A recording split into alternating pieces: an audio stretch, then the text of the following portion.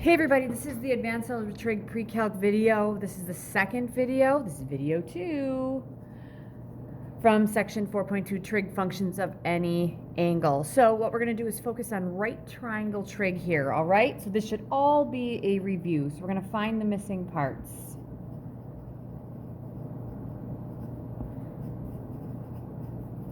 So my first triangle, let's say I have something like that. And I'm going to have 18 here. I want to find x here, and let's say that this is 20 degrees down there. All right, so the first thing I want to do is make sure that I'm using sine, cosine, or tangent because it's a right triangle. Can't use the Pythagorean theorem because I'm not missing just one leg. I'm missing two.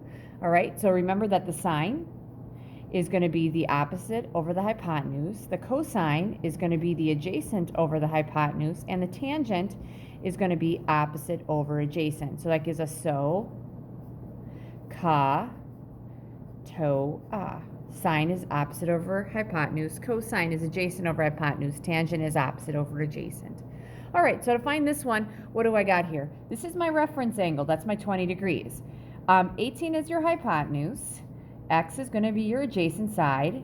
So that's going to be the cosine. So we're going to say the cosine of 20 degrees equals the adjacent, which is x, over the hypotenuse, which is 18. So if you're using your graphics calculator, what you want to do is make sure that you are in, we're going to go to mode, we want to be in degree mode now because we're dealing with angles in degrees. Eventually we'll have radians, but right now we have degrees. So the way you do that is you go over, press enter, should be highlighted, and we'll go to a blank screen. So what I'm going to do here, or you should just say, okay, let's use some cross products. 1 times x is x. Our x is going to be whatever the cosine of 20 degrees is times 18. So here we go. The cosine of 20 degrees times 18 is going to give me 16.91. So x is about 16.91, and does that make sense? You bet it does, because 16.91 is shorter than 18. All right, because it should be shorter than the hypotenuse. All right, we'll make this guy a little smaller here. Here we go. So this is when I try to find my angle. Let's say that this is 17 units, and let's say that this is 7 units. So that is my right triangle, so I'm going to use right triangle trig. So I want to find the angle in degrees. This is my reference angle. 7 is the opposite side, and 17 is the adjacent side. Opposite and adjacent, that's the tangent. So the tangent of x degrees is going to equal opposite, which is 7, over the adjacent, which is 17.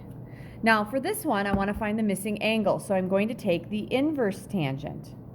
That's the angle whose tangent is. So the inverse tangent, second tangent, 7 divided by 17, that's going to give me about 22.38 degrees. That's that one.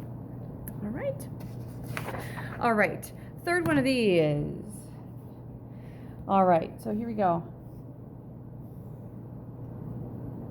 Okay, let's make this 12. Let's make this x, and I'm going to make this angle right here 67 degrees. All right. So here we go. This is my reference angle. 12 is the opposite, and x is the hypotenuse. So what are we going to use? We're going to use the sine. We're going to use the sine because we have opposite over hypotenuse. So I'm going to say the sine of 67 degrees equals the opposite, which is 12, over the hypotenuse, which is x. I'm going to put this over 1. All right, 1 times 12 is 12. That equals whatever the sine of 67 degrees is times x. Now, how do I get the x by itself? I'm going to divide both sides by the sine of 67 degrees.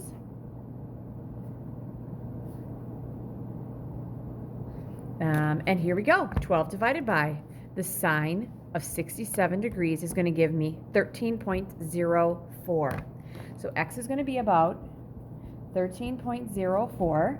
And that's what that goes here, and that makes sense because it should be bigger than 12. All right, my last one, number 4, for on this little group, okay? So let's just say that I want this little angle here is 18 degrees, and let's make this 2 units, and this is x units. All right, so reference angles right here. We got the opposite, and then we have the adjacent. Opposite and adjacent is going to be the tangent. So we're going to take the tangent of 18 degrees. That should equal the opposite, which is 2, over the adjacent, which is x. Again, we're going to use cross products. 1 times 2 is 2. That's going to equal whatever the tangent of 18 degrees is times x. Again, how do I get the x by itself? I'm going to divide by the tangent of 18 degrees. And x is going to be about whatever 2 divided by the tangent of 18 degrees is. And that's about 6.16. Does that make sense? Yeah, it does. It's a little bigger than that. That makes sense.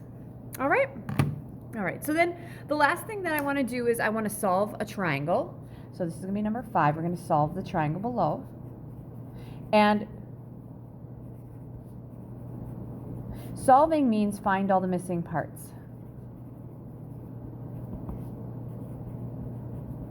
All right, so here we go. Okay, so let's say I give you this, and let's say that this is what? It's a little bigger. So let's make this 43 degrees. Let's make this triangle ABC. All right. Actually, I'll make it BAC. That'll make sense in just a second why I want to do that. Does it make a difference? Absolutely not. And I need one more side. Let's make this 18.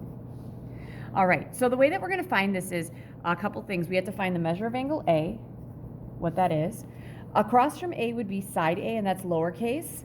Across from C would be side C, and the only reason I'm making this C is because of the Pythagorean theorem, because I think kids are used to seeing the hypotenuse being C. So I'm going to have to find A, and I'm going to have to find C. So I usually ask kids, what's the easiest thing to find right off the bat? Well, it's going to be the missing angle, which is A. So I'm going to take 90 plus 43, subtract that from 180, right, because they should all add up to 180, and that's 47 degrees. So the measure of angle A is 47 degrees. All right, then, next thing I'm going to do is pick which one I want to find. Let's say we find A. So I'm going to use the angle I had, which was 43. All right, 18 is the opposite. A is the adjacent side. Opposite and adjacent is going to be the tangent. So I'm going to say the tangent of 43 degrees equals the opposite, which is 18, over the adjacent, which is A, right? Okay, using cross products, 1 times 18 is 18. That's going to equal A times the tangent of 43 degrees. Divide by the tangent of 43 degrees. And 18 divided by the tangent of 43 degrees is going to give me a grand total of 19.3.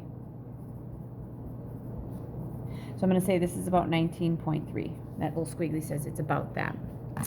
All right, and then I'm going to find C. So there's a couple ways you could find C. You could use the Pythagorean theorem if you want. But I'm going to use the parts I had. So I had opposite, and this is my hypotenuse, right? So I'm going to use my reference angle. Opposite would be, and hypotenuse would be sine. So the sine of 43 degrees is going to equal 18 over my hypotenuse, which is C. Put that over 1. 1 times 18 is 18. That's going to equal whatever the sine of 43 degrees is times C. And divide by the sine of 43 degrees. All right. So C is going to be about 18 divided by the sine of 43 degrees is going to give me about 26.39. So I'm going to put that right here. Does that make sense? Sorry. Yes, it does, because 19 and 18 are smaller than 26. Also, looking at angle relationships, the larger angle should be across from the largest side. Largest angle is 90 degrees. That's across from the largest side. Next largest angle is 47. That's across from the next largest side. And then 43 is across from 18. All right? So that is just a little review of right triangle trig. This should be all review from geometry last year. Good luck.